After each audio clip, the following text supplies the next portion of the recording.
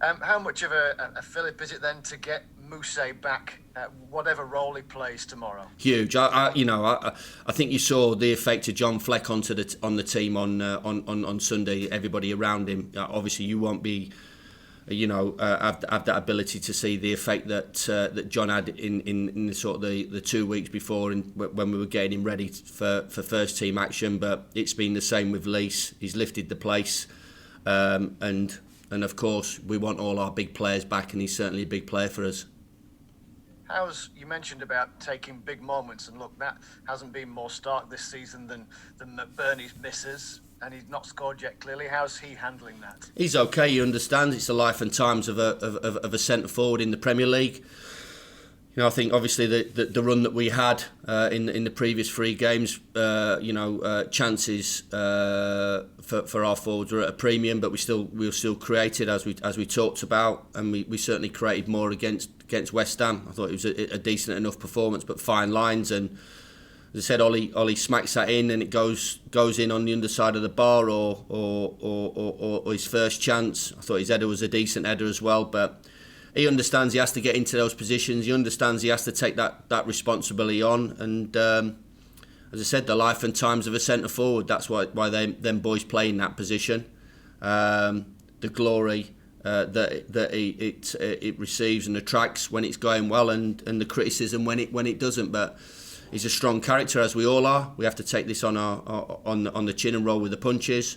But keep getting into those positions, and I'm sure it'll drop for him. And he's a good player. He had a decent first season in the Premier League. I think sometimes we might get away from the fact that a lot of our players and the young players, they're experiencing Premier League football, second season. They're not established, and they're fighting and trying to establish themselves. So they have to go through these periods, as we all have to do, and come out the other side. And I'm sure Ollie will.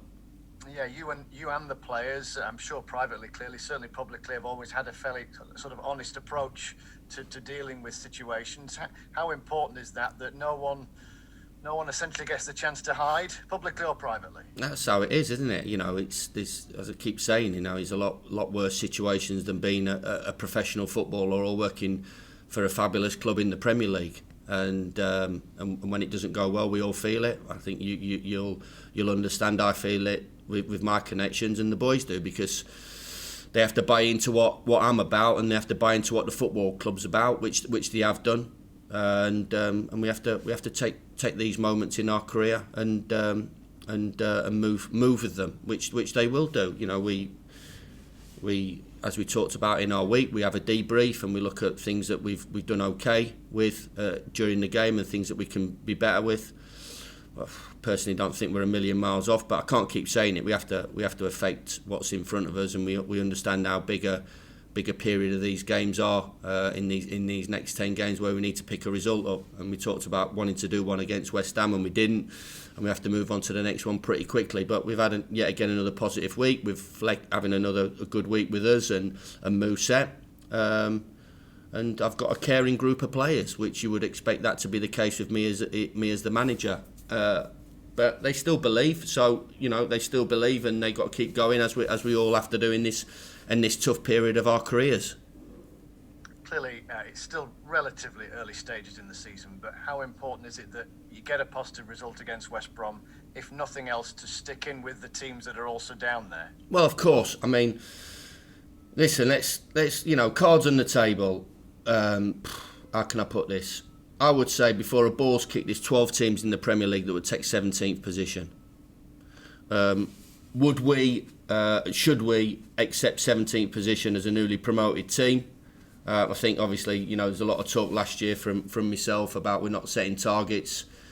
I think with the start that we've had, and obviously the things that have gone against us that we can control, and the other things that have gone against us that we can't control, I'm being realistic. We're in a dogfight. We should be in a dogfight every year, really, from where the clubs come from and how we're trying to establish ourselves. So at this particular moment, I believe 10 clubs will take 17th position in an heartbeat and move on to the next season, and we're one of them. So we're in a dogfight.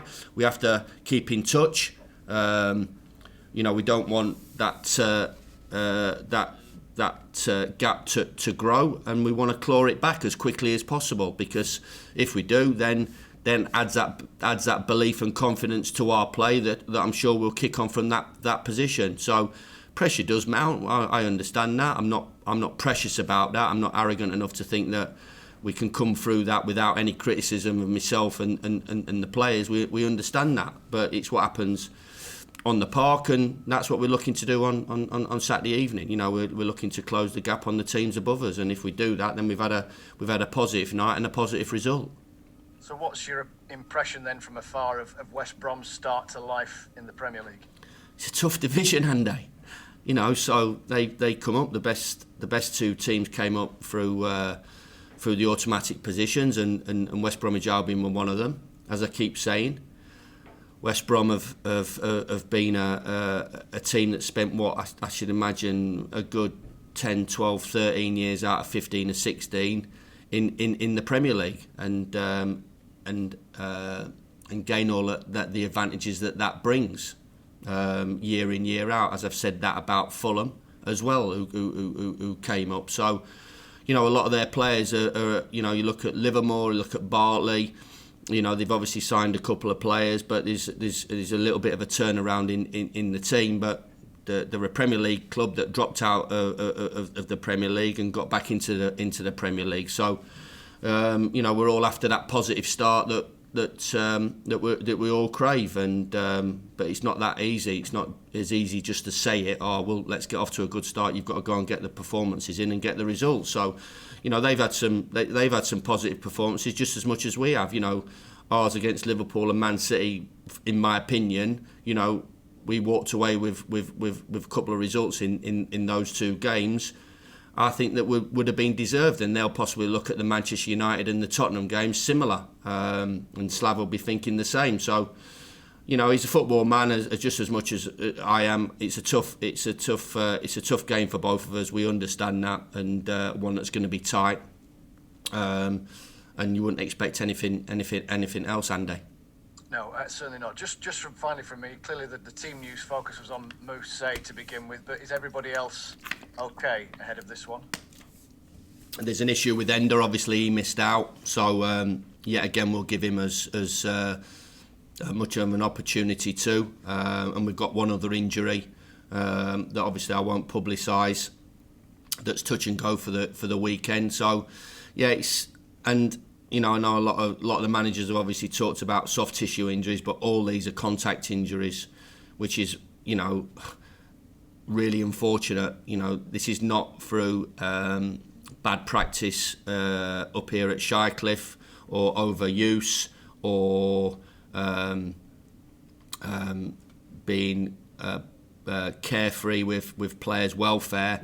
These are really unfortunate injuries. You know, Enders was an injury where it was a blocked tackle, trying to keep the ball out of the back of net at Chelsea. John Flex was one where he's gone up for an header and landed heavily on his back. Lys Musset's was the same. Jack O'Connell's was the same. So the injuries that we have suffered really have been really unfortunate and lucky ones. We pride ourselves in having an healthy group, as you've seen. You know, they're robust.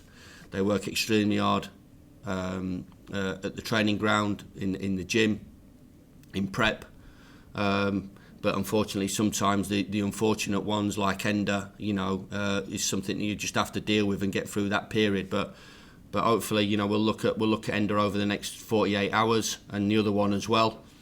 And I think you understand that, as I said, sort of perfect storm for us. Sort of last year, we had everybody really fit and available, and for us to start, you know, picking up points. And getting a settled team, or getting everybody back to where the standards that they can produce. Really, we need a full, fit and healthy squad, and it's something that we've had to deal with this season that we didn't have to deal with last year. No, brilliant. Best of luck tomorrow. Cheers, Andy. Thank you. Hi, Chris. You okay, mate? Yeah, good. Thanks.